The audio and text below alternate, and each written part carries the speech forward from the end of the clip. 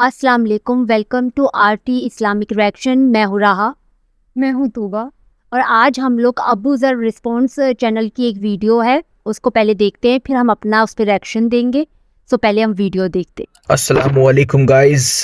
तो एक्स मुस्लिम के गंदे धंधे, झूठ, फरेब और मक्कारी पूरी तरक्की पर है और बहुत ही ज़बरदस्त तरीके से भक्तों के पैसों में आग लगाई जा रही है। और भक्त बेचारे इस बात से अनजान हैं कि ये लोग आए दिन अपनी ही वीडियोस से ये साबित करते रहते हैं कि ये लोग कभी मुसलमान थे ही नहीं। बेचारे भक्त सोचते हैं कि ये लोग सच्चे हैं, लेकिन एक मुसलमान को बैक स्टेज सब समझ आ रहा होता है। खैर, आज फिर हमारे पुराने मक्कार साथी जो खुद झूठ बोलकर फरार हैं, उसने कहा कि रसूलुल्लाह ने 5 झूठ बोले और रेफरेंस ऐसे ऐसे दिखाए कि कोई भी मुसलमान कहेगा कि ये क्या है, ये क्या बकवास कर रहा है।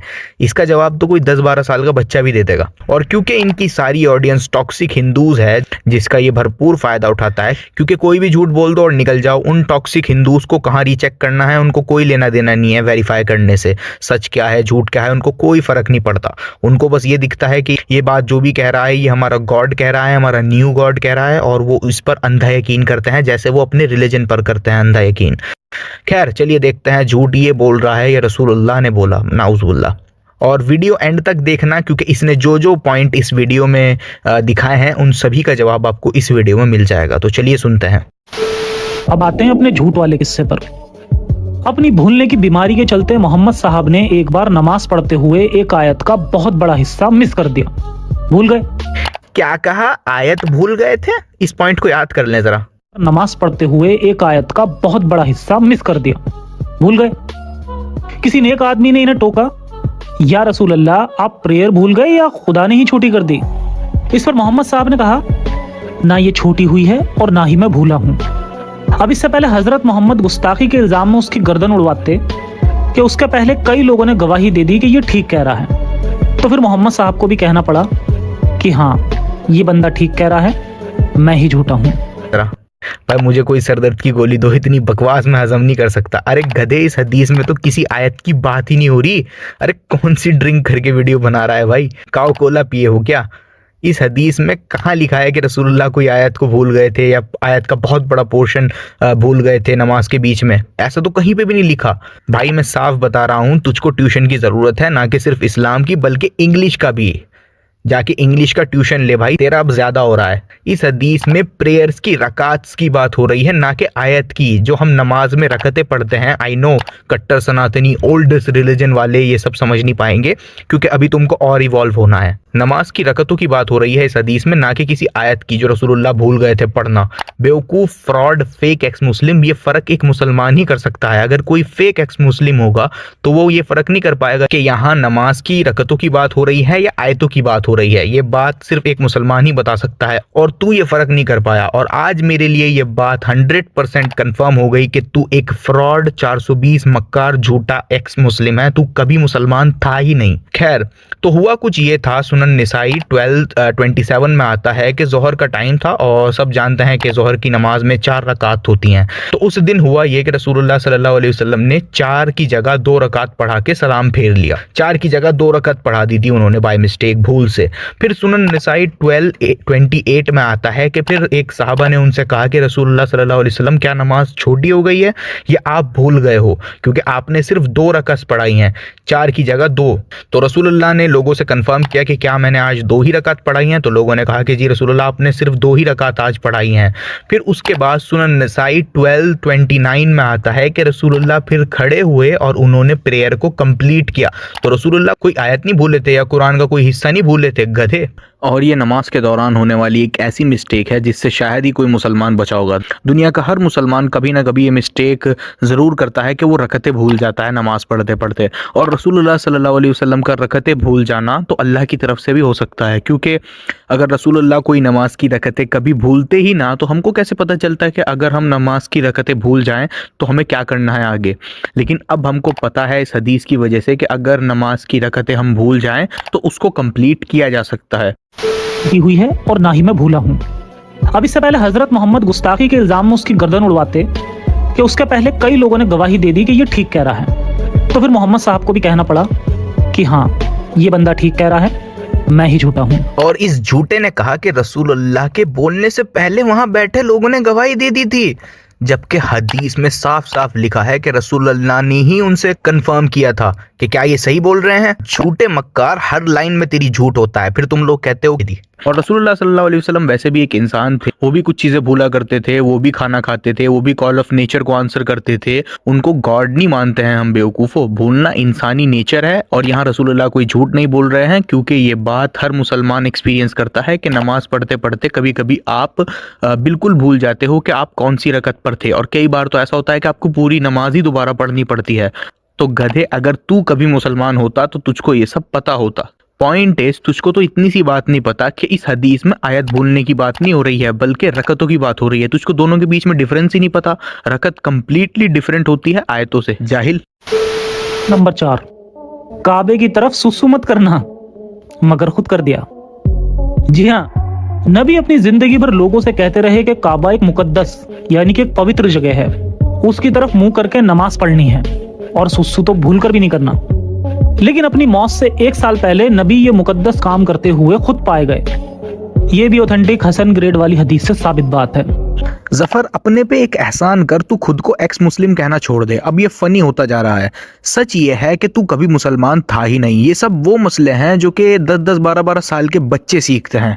इस जाहिल को ये नहीं पता कि किसी खुले ग्राउंड में, खुले फील्ड में काबे की तरफ यूरिनेट करना या पीट करना अलाउड नहीं है। लेकिन अगर आप कवर्ड हो, आपके आगे पीछे कोई दीवार हो या किसी ऐसी चीज ने आपको कवर कर रखा हो, तो कोई प्रॉब्लम नहीं है। इसका सबूत भी ले ले। सुनन अबी दाऊद हदीस नंबर 11, इसमें आता है इब्ने उमर ने अपने कैमल को बिठाया किबले की तरफ और उसी डायरेक्शन में यूरिनेट किया। तो मरवाल अफसा ने ये देखा कि वो किबले की तरफ को यूरिनेट कर रहे हैं, तो उन्होंने कहा कि क्या ये चीज मना नहीं की गई कि किबले की तरफ को यूरिनेट करना चाहिए। तो अबू अब्दुल रहमान ने फरमाया कि हाँ, ये चीज मना है, लेकिन एक ओपन फील्ड में, ओपन एरिया में ही मना है। लेकिन आपके बीच में अगर कुछ हो जो आपको छुपा लेता हो, देन कोई प्रॉब्लम नहीं है। सिर्फ खुले ग्राउंड में डायरेक्टली किबले की तरफ को रुख नहीं कर सकते हो और ना ही पीट कर सकते हो। लेकिन अगर किसी चीज ने आपको कवर कर रखा है तो आप किबले की तरफ को पीट भी कर सकते हो। इसका सबूत भी ले लें। सही मुस्लिम 266B, जिसमें आता है जब एक साहबा छत पर गए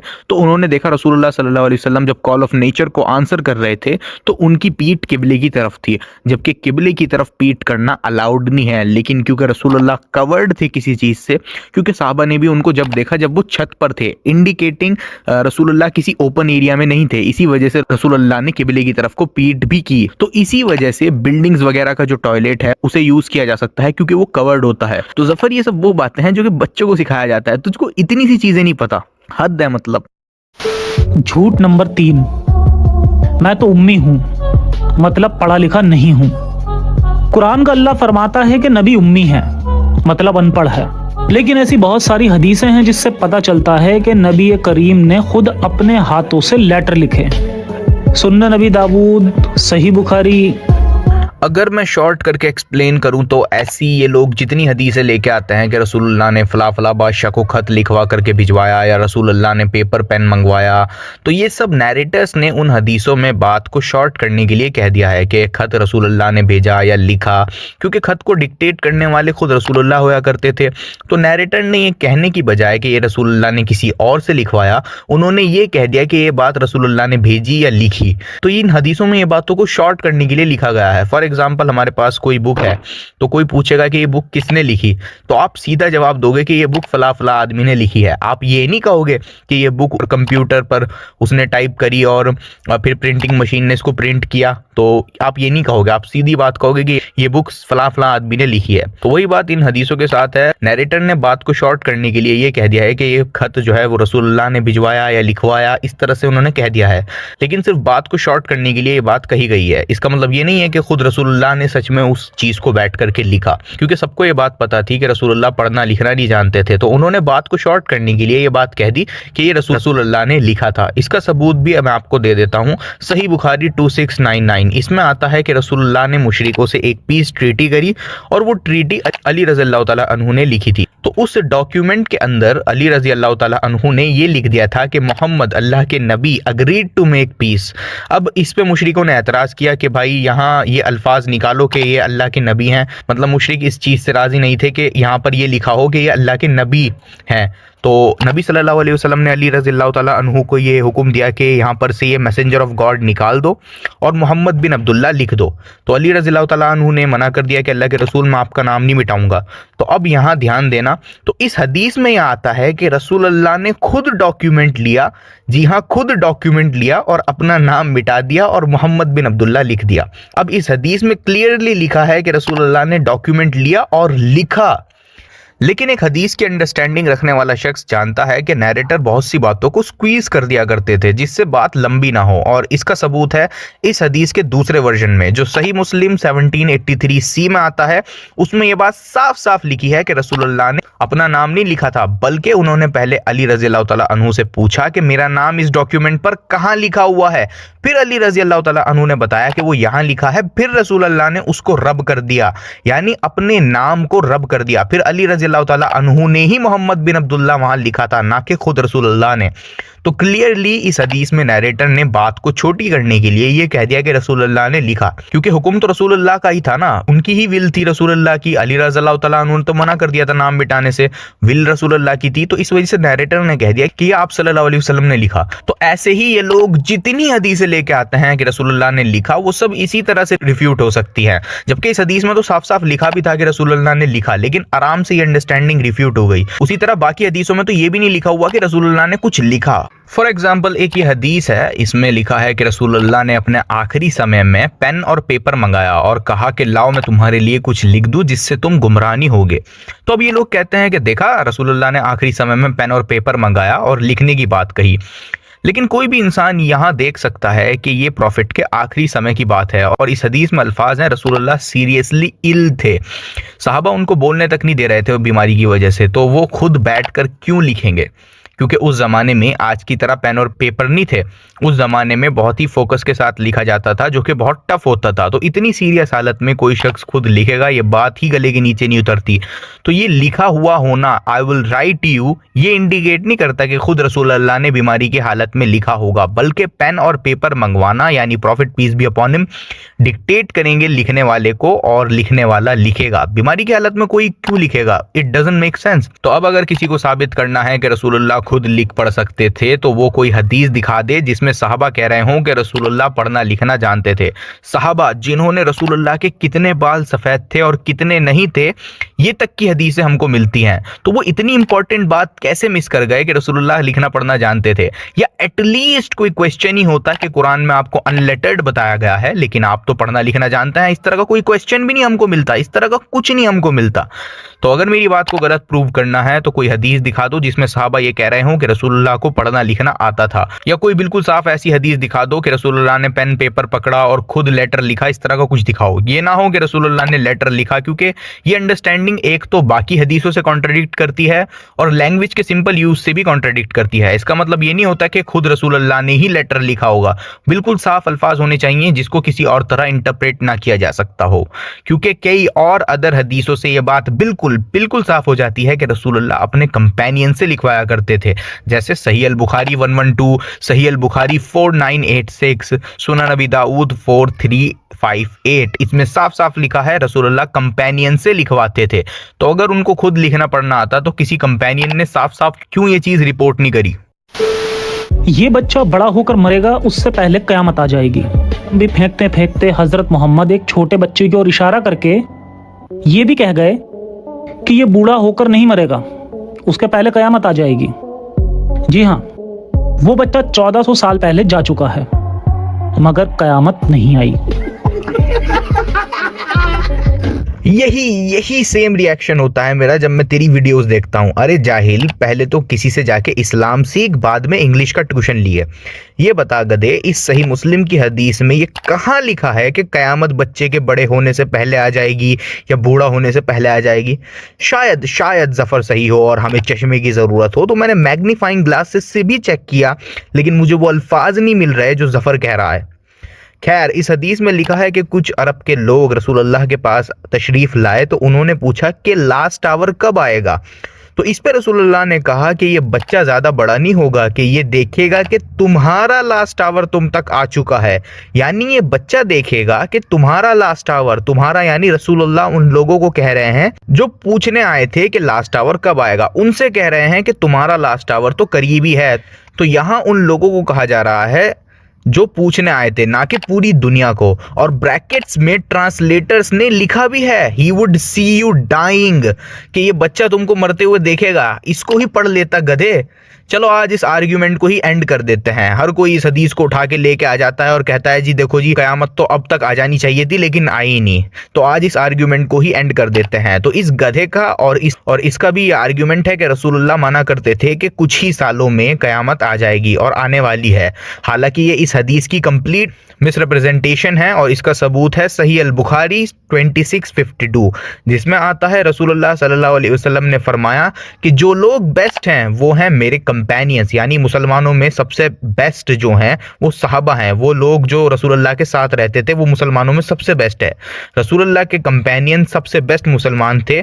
उसके बाद वो लोग सबसे बेहतर मुसलमान होंगे जिन लोगों ने रसूलुल्लाह के कंपेनियंस को देखा होगा, उनके साथ रहे होंगे। और उसके बाद वो लोग होंगे जिन लोगों ने कंपेनियंस के कंपेनियंस को देखा होगा।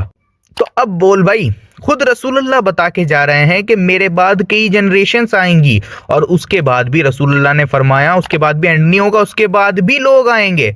तो क्लियरली रसूलुल्लाह ये नहीं सोचते थे कि चंद सालों में या 10 20 30 40 50 सालों में कयामत आ जाएगी, दुनिया खत्म हो जाएगी। ऐसा नहीं सोचा करते थे वो, क्योंकि वो खुद बता के गए हैं कि मेरे बाद कई और जनरेशन्स आएंगी। ये भी तो सही बुखारी में ही है। और सुनो, रसूलुल्लाह के कंपेनियंस तक भी ये नहीं सोचा करते थे कि कयामत जल्दी आने वाली है। मुस्नद अहमद की हदीस नंबर 718 है, जिसमें अली रज़ी अल्लाह ताला अन्हु एक शख्स से पूछ रहे हैं कि क्या तुम वो हो जो कहता है कि 100 साल के बाद दुनिया ख़त्म हो जाएगी। मतलब किसी शख्स का उस ज़माने में ये कहना होगा कि 100 साल बाद दुनिया ओवर हो जाएगी, ख़त्म हो जाएगी। जिस पर अली रज़ी अल्लाह ताला अन्हु ने उनको रिप्लाई करते हुए फरमाया कि रसूलुल्लाह सल्लल्लाहु अलैहि वसल्लम ने तो ये फरमाया था कि 100 साल बाद इस दुनिया में जितने लोग हैं वो ख़त्म हो जाएंगे और उनकी जगह न्यू जनरेशन्स आ जाएंगी। यानी रसूलुल्लाह के कंपेनियंस भी ये नहीं माना करते थे कि कयामत नज़दीक है। और इसी हदीस में आगे अल्फाज ये हैं कि अल्लाह की कसम उम्मत के लिए 100 साल के बाद ग्रेट होप है। तो जाहिलों कोई ये यकीन नहीं करता था कि क़यामत बहुत करीब है, ना खुद रसूलुल्लाह और ना ही उनके कंपेनियंस। इन हदीसों में उन लोगों के लास्ट आवर की बात हो रही है जो लोग क्वेश्चन कर रहे थे। तुम लोगों को शायद ये नहीं पता कि जब ये कहा जाता है कि तुम्हारा लास्ट आवर तुम तक पहुंच जाएगा, इसका मतलब ये होता है कि तुम्हारी मौत तुम तक पहुंच जाएगी। इसका मतलब मौत से होता है। अगेन मुसलमानों का बच्चा बच्चा ये सब जानता है, लेकिन तुम कभी मुसलमान थे ही नहीं, तो इस वजह से तुमको ये सब चीजें पता ही नहीं। फ्रॉडियो। झूठ नंबर 1, शैतानी आयतें। नेक्स्ट सैतानिक वर्सेस से रिलेटेड है। तो ये पूरी स्टोरी वीक है, ज़ईफ है, फैब्रिकेटेड है, सारे फ्लॉज इन रिवायतों में हैं। इसका जवाब हम इस वीडियो में दे चुके हैं। इस वीडियो को ज़रूर देखिएगा, इसका लिंक डिस्क्रिप्शन में मिल जाएगा। नेक्स्ट कोई बोनस पॉइंट है जो इसने बताया है, तो चलिए उसको देखते हैं। आते जाते एक बोनस झूठ भी दिखा देता हूँ। एक हदीस में आता है कि एक औरत नबी के पास आई और उसके पास सोने के 2 कंगन थे। नबी ने पूछा, क्या तुम इन कंगनों का टैक्स भरती हो? औरत ने कहा, नहीं। तो वैसे यहाँ पर यह भी जान लीजिए कि ये जो टैक्स है वो मोहम्मद साहब ही वसूलते थे। खैर, इन्होंने कहा, तुम्हें कैसा लगेगा जब खुदा तुम्हारे हाथों में आग के गर्म कंगन पहनाएगा? वो बेचारी औरत डर गई और उसने फौरन वो दोनों कंगन नबी करीम के हवाले कर दिए। ऐसे ही टैक्स लेने के लिए उस वक्त के लोगों को डराया गया था। अरे जाहिल गधे, इस सवाल का जवाब देने के लिए बस ये वीडियो काफ़ी है जो कुछ दिन पहले ही मैंने अपलोड करी है। इस वीडियो को देखकर आपको ये पता चल जाएगा कि रसूलुल्लाह कितने दौलतमंद थे और रसूलुल्लाह उस बेशुमार दौलत का क्या करते थे। एक बार ज़रूर देखिएगा, इसके इन आर्ग्यूमेंट्स की धज्जियाँ ना उड़ गई तो कहना। दूसरी बात, इस गधे ने कहा टैक्स दिया है। टैक्स? अरे गधे, ज़कात अलग होती है। ज़कात तो गरीब लोगों को, कर्जे में डूबे हुए लोगों को, मजबूर लोगों को, नीडी लोगों को दी जाती है। और रसूलुल्लाह के पास कितनी दौलत थी, वो कैसे उसका यूज़ करते थे, उसके लिए वीडियो ज़रूर देखिएगा। अगर मैं शॉर्ट में आपको समझाऊं तो रसूलुल्लाह के पास कुछ नहीं था, वो अपने पास कुछ नहीं रखते थे। सबकी सब गरीबों में, ऑर्फन्स को, नीडी लोगों को दे देते थे। और खुद के लिए तो रसूलुल्लाह इतना भी नहीं रोकते थे कि 2 या 3 दिनों तक लगातार ब्रेड रोटी भी नसीब हो जाए। जी हाँ, बुखारी और मुस्लिम दोनों में हदीस है कि रसूलुल्लाह की फैमिली जब से मदीना में आए, जब से कभी ऐसा नहीं हुआ कि उनकी फैमिली ने 2 या 3 दिनों तक लगातार पेट भर के ब्रेड भी खाई हो। खाना भी खाया हो। जी हाँ, इतनी गरीब जिंदगी जिया करते थे रसूलुल्लाह सल्लल्लाहु अलैहि वसल्लम और उनकी फैमिली। और मदीना आने से रसूलुल्लाह सल्लल्लाहु अलैहि वसल्लम की डेथ तक यही मामला रहा। 2 या 3 दिनों तक लगातार ब्रेड रोटी उनके नसीब में नहीं थी और तुझ जैसे घटिया मानसिकता के रोगी भौं भौं कर रहे हैं।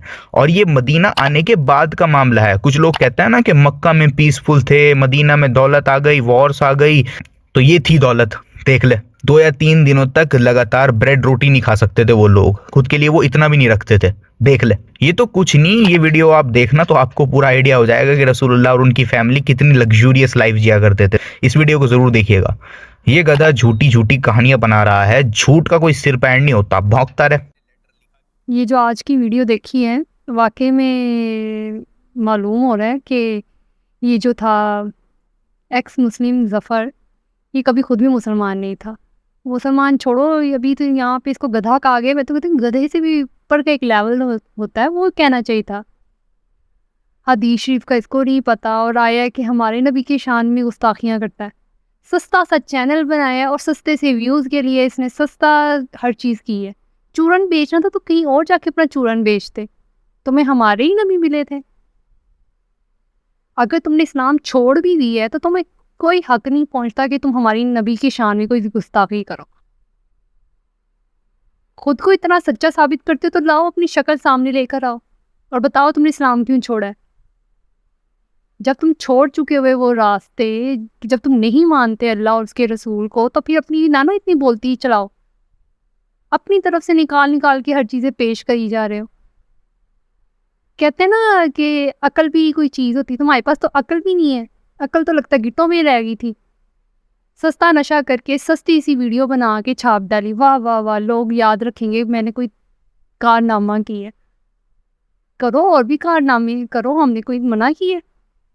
लाजमी तुमने बनानी थी नबी की शान में वीडियो, और फिर आगे से तुम्हें हम सस्ता नशा ना बोले तो क्या बोले। और ऊपर से सस्ता, ऊपर से घटिया, दोनों नशे किए हुए। अल्फाज तो थे ही नहीं, आए हमारे बताने हमें दी। मैं तो कहती हूँ गधा भी कह रहा होगा कि मुझे इसके साथ मिला दिया, वाह मैं इन्ना भी गधा नहीं जिन्ना तुसी मैनू कह छड़े। ओ भाई, जब इस्लाम छोड़ चुके हुए हैं ना तो फिर पूरा छोड़ो और दफा हो जाओ। और हमारे नबी की शान में ना गुस्ताखी का मत सोचना। जब हम किसी के मज़हब को नहीं ना छेड़े तो फिर आप हमारे भी मज़हब के बारे में ना बोलो। हद होती है एक चीज़ की।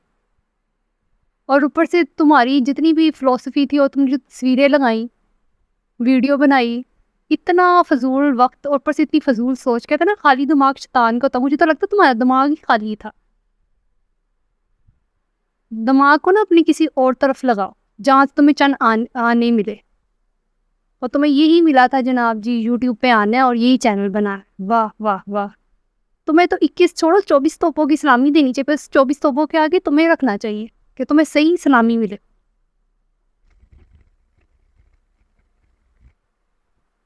और नेक्स्ट टाइम ना कोई अपना अकल और शऊर इस्तेमाल करते हुए ना इस कामों से पीछे हट जाओ, बेहतर यही है। और क़यामत उसी के लिए स्टार्ट हो जाती जब कोई इंसान मर जाता है। और तुम हमारे नबी की सारी हदीस शरीफ को उल्टा सीधा करके बयान करोगे तो हम मान जाएंगे। वाह भाई, पहले तू ना इस्लाम में था या नहीं था, मुझे इससे कोई लेना देना नहीं, पर तुम हमारे नबी की शान में गुस्ताखी ना ही करो तो बेहतर। इसी के साथ हम आपको लोगों को कहना चाहेंगे कि हमारी वीडियो को लाइक करें, शेयर करें अपने दोस्तों के साथ, अपने प्यारों के साथ, और कमेंट बॉक्स में बताएं आप और किस किस पर हमारे रिएक्शन देखना चाहेंगे। आप लोगों की सपोर्ट से हमें बहुत मोटिवेशन मिलती है। इसी तरह हमें सपोर्ट करते रहें, हमें सब्सक्राइब करें। वैसे हमारी वीडियो पे बहुत से लोग हैं जो बिना सब्सक्रिप्शन के देखते हैं, तो उन लोगों से रिक्वेस्ट है वो प्लीज़ हमारे चैनल को सब्सक्राइब करें, सपोर्ट करें। सो इसी के साथ हम आप लोगों से इजाज़त चाहेंगे। अल्लाह निगहबान।